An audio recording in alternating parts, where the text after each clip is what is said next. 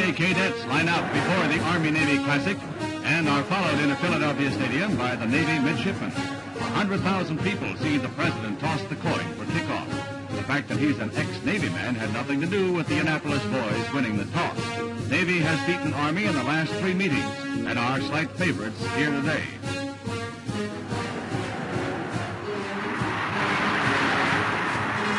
Phenomenon of the day is Roger Staubach, Navy's sophomore quarterback. He fires the first quarter pass to Ed Marino, who gallops for a 37-yard gain. A few plays later, Staubach to Neil Henderson, and Navy is off and running. This first touchdown is just one of many to come. The Middies are a happy, cheering mob right now. So, that's the 1962 Army-Navy game at Municipal Stadium in South Philly.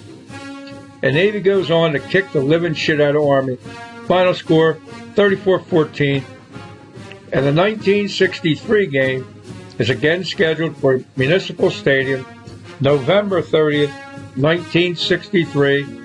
And President Kennedy is once again looking forward to tossing the coin. President John F. Kennedy, a naval hero and true football fan, was eager to attend the annual Army-Navy game on November 30th, 1963. "I hope to be on the winning side when the game ends," he telegrammed the Navy coach. And why exactly did JFK telegram the Navy coach? Because he wanted Navy to win. Why? Because he was in the Navy during World War II, and he was a hero. That's like riding a thunderbolt on a corrugated road. That was a patrol torpedo boat. During the Second World War, the enemy called them devil boats, and they were long shots, like pitting a chip of plywood against the steel fortresses of the Imperial Navy. I suppose because we've always gone for the David and Goliath story that there's a special place in the memory of Americans for the PT. The picture we've just finished is about one particular PT and its officers and men. I play the lieutenant in command. It's a whopping adventure story of courage and action, a story worth telling, and a story of which every American can feel proud. The young man I play is a fellow from Boston. His name, Lieutenant John F. Kennedy. His boat, PT 109.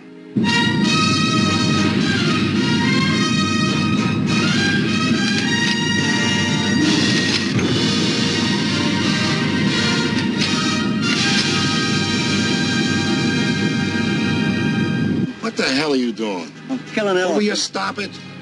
Why? Makes me nervous. Suffer. How about the old man? JG named Kennedy. He's had no sea duty. Says here he wrote a book. For serving under a guy like this, we rate the Purple Heart. But keep it in mind. I saw your friend Nesbitt ditch that cigarette butt. You can tell him for me he's in trouble. He's in real trouble. Yes, sir. I'm putting you on report for not putting Nesbitt on report. Relax! Jack, there's a boat coming out.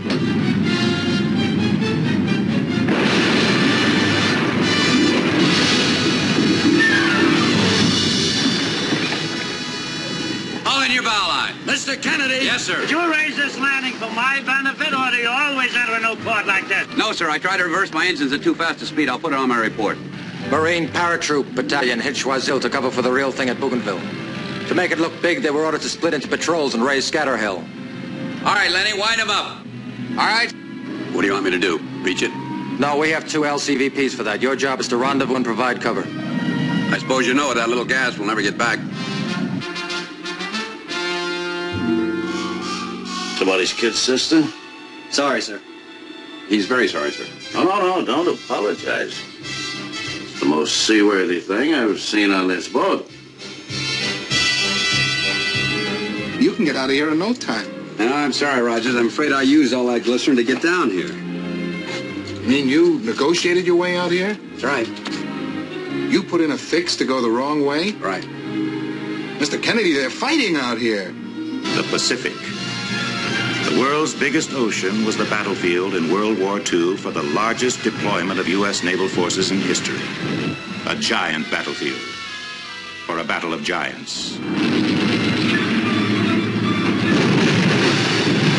One of the biggest stories of that mighty engagement is about one of the smallest crafts and the handful of men who sailed her. 4 miles, a long way. It's only 3 inches on the chart, Bucky.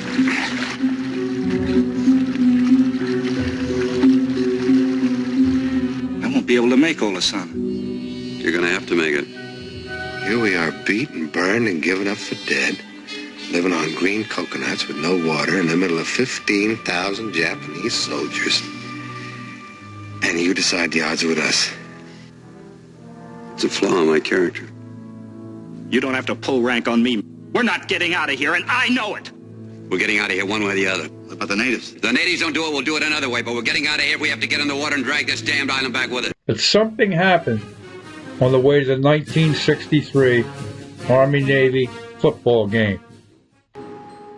Dealey Plaza, the Texas School Book Depository, the 6th floor window, the grassy knoll, the triple underpass.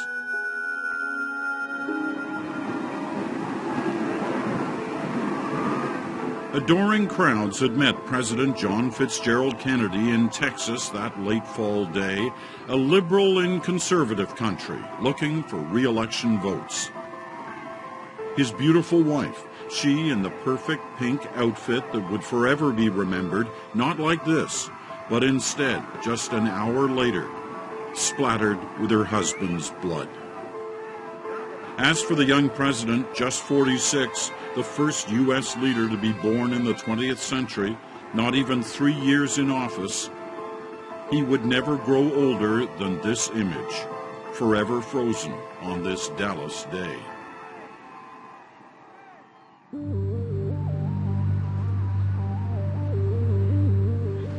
My name is Pierce Hall, and this is where I was standing on November 22nd, 1963.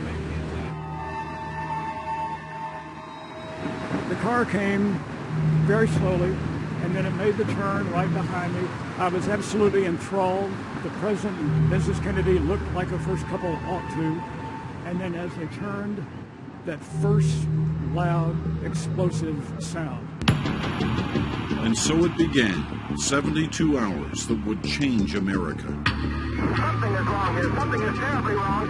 There's numerous people running up the hill. I repeat, are shooting at the motorcade in the downtown area. I can see Mrs. Kennedy in pink suit. There's a Secret Service man, spread eagle over the top of the car. I can see many motorcycles coming by now. The official party, as I can see it, going around toward the emergency room of Parkwood Hospital. The policeman says, no, you cannot come in here. You cannot come in here. And just now we've received reports here at Parkland. The president was hit in the head. Just a moment. We have a bulletin coming in. It's official now. The president is dead. President Kennedy died at 1 p.m. Central Standard Time, 2 o'clock Eastern Standard Time, some 38 minutes ago. As their prime suspect, police seized 24-year-old Lee H. Oswald. Did you kill the president? No, I've not been charged with that. In fact, nobody has said that to me yet. This is he has been shot. Oswald has been shot. Lee Oswald. Here comes the ambulance. Oswald will be removed now. Here comes Oswald. He is ashen and unconscious. Just couldn't believe it when I heard it. We were in school. All of a sudden we were just told the president was dead. Down this avenue of sadness, they bring President John F. Kennedy, martyred hero, to lie in state under the great dome of the Capitol.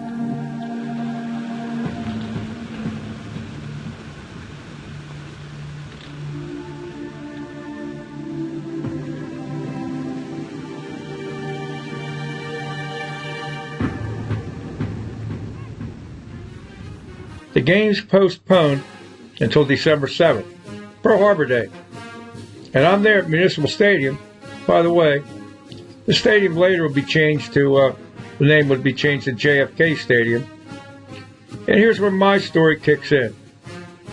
I'm going to lead the Navy football team onto the field for the second half.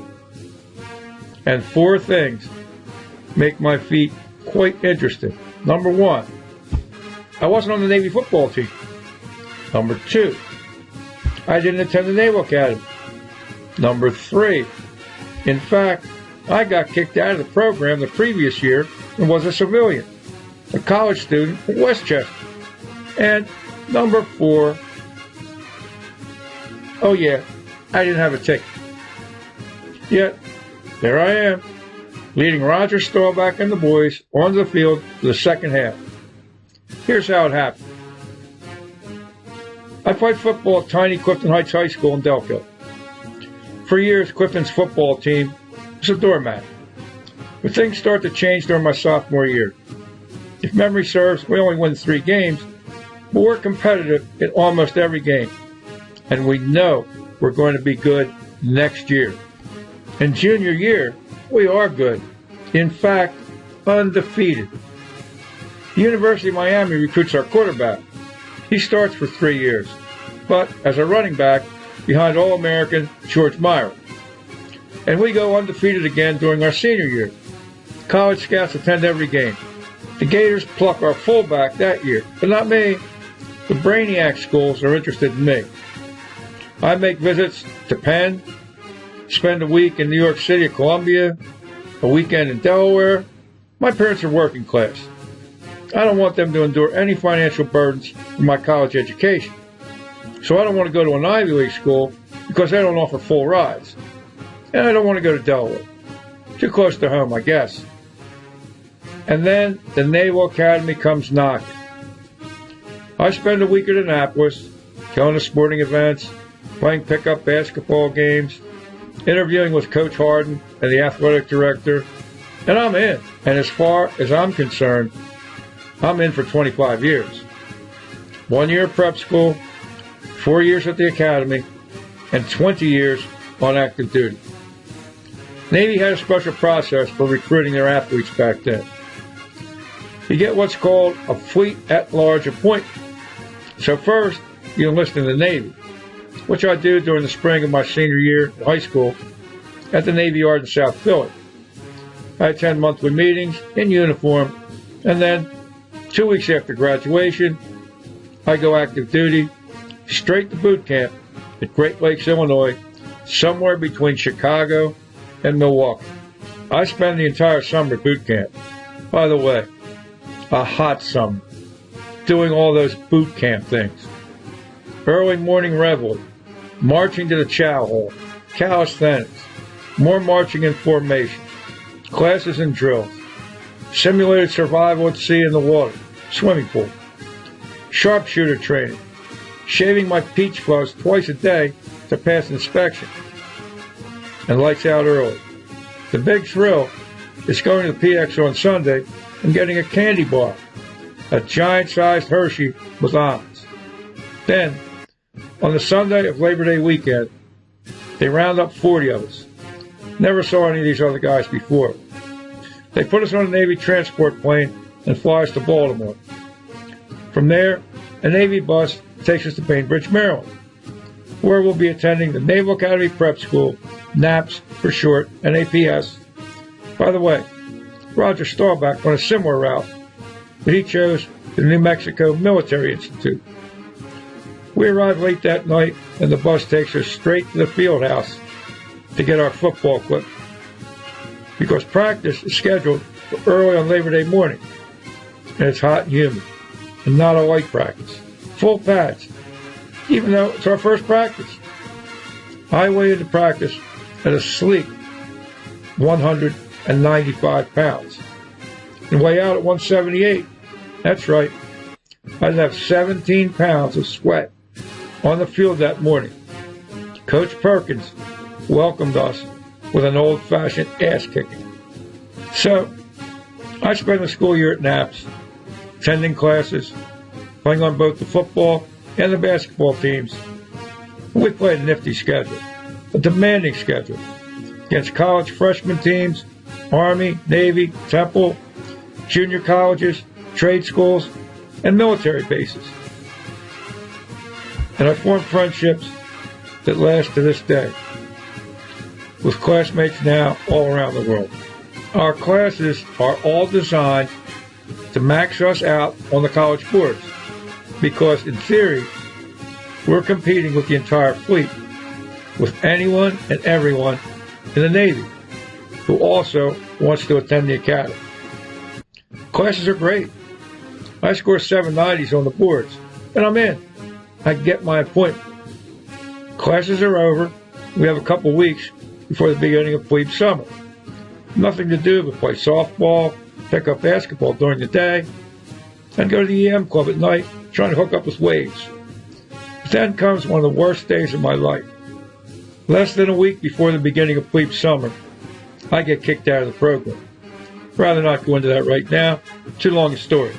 Anyway, there I am, bawling my eyes out as I watch the buses pulling away, heading to Annapolis with all my classmates, teammates, and buddies aboard, and me standing there with my thumb up my ass.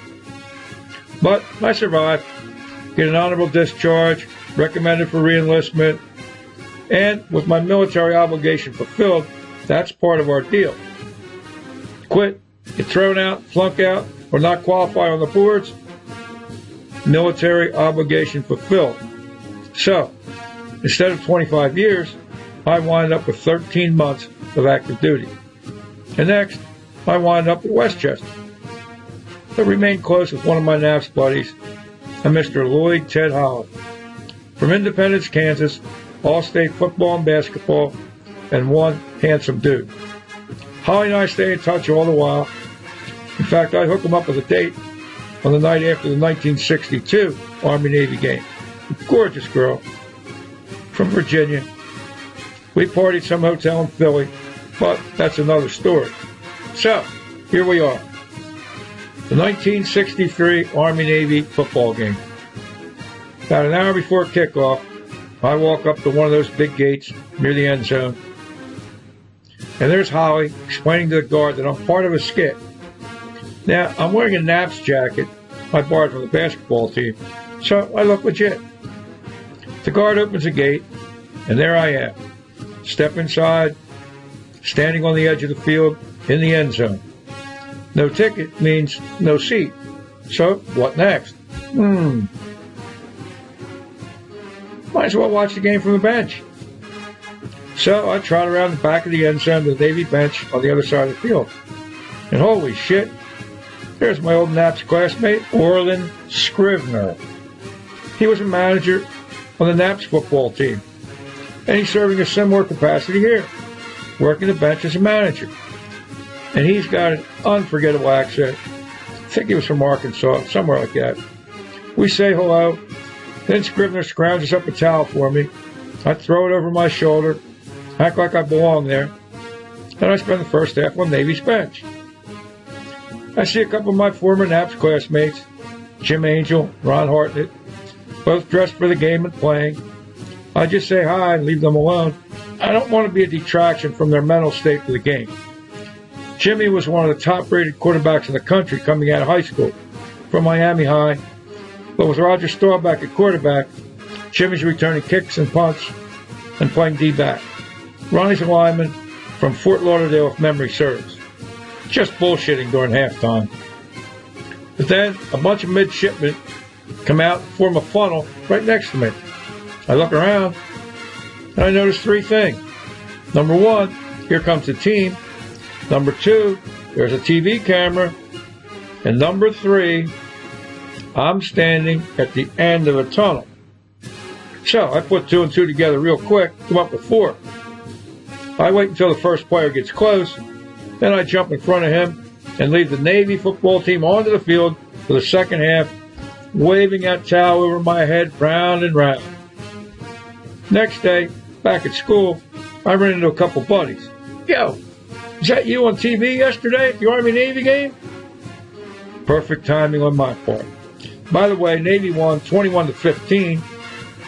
And wrapping up, here's a picture from several years ago. A while back, I posted about living at 35 East 35th Street in Manhattan. Holly and I were roommates until I married a stewardess from Cincinnati. That's a wedding picture. Holly's on the left. I'm on the right. Here's a little look ahead. Sometime next week, I'm going to be talking about the crime series Lilyhammer and its creator, in my mind a genius, little Stevie Van Zandt. If you're a rock and roller, you should remember Stevie with Bruce Springsteen. And now, just a quick plug for Born to Be Wild, classic saga about outlaw motorcycle gangs.